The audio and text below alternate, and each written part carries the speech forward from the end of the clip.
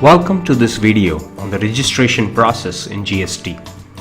GST is the most significant indirect tax reform in India since independence. GST registration process has been designed to be very simple and easy for the businesses. In the current indirect tax regime, multiple registrations are required under different tax regimes, both under the center and states. Further, the registration process of each authority has different requirements. GST will do away with the hassle of multiple registrations. Under GST, a taxpayer needs to take only one registration in the state from where he is making the supplies. The existing taxpayers under central excise, service tax, VAT need not register again under GST. They would be automatically migrated to the GST regime. The new registration process under GST is designed to improve ease of doing business. The taxpayer need not run from pillar to post to apply for a registration. It will be completely online and user-friendly. In case the taxpayer is not well versed with the internet, he need not worry. Facilitation centers and tax return preparers will be set up to help the taxpayer in filing online registrations. New taxpayers will also get registration within 3 days of application for registration. The applicants need not visit any office or authority to get the registration. It will be completely online.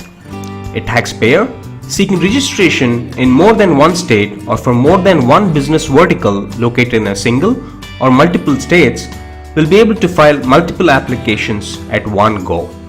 So who needs to register?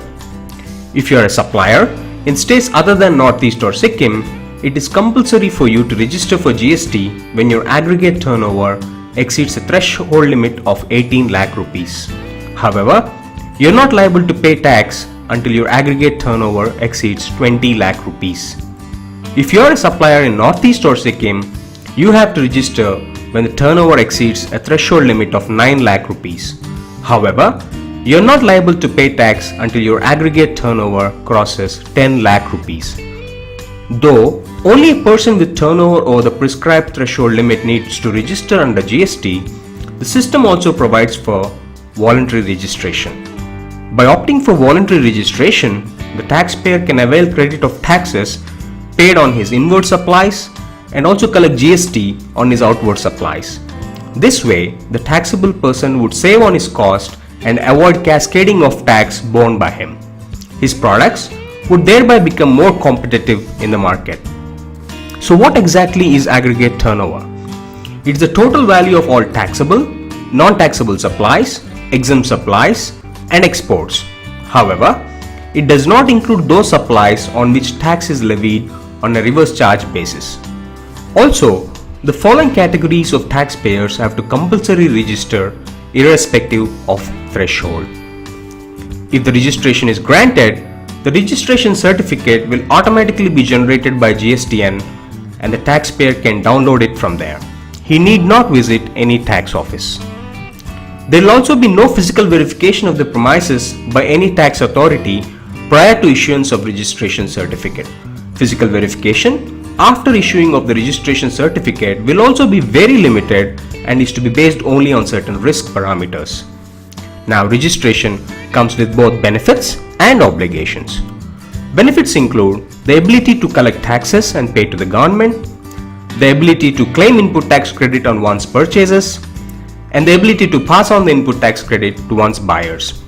Obligations include timely filing of returns including nil returns, timely payment of taxes, proper maintenance of purchase and sales details, subjection to periodic audits by the indirect tax authorities, and the need to display GST registration number on all the invoices.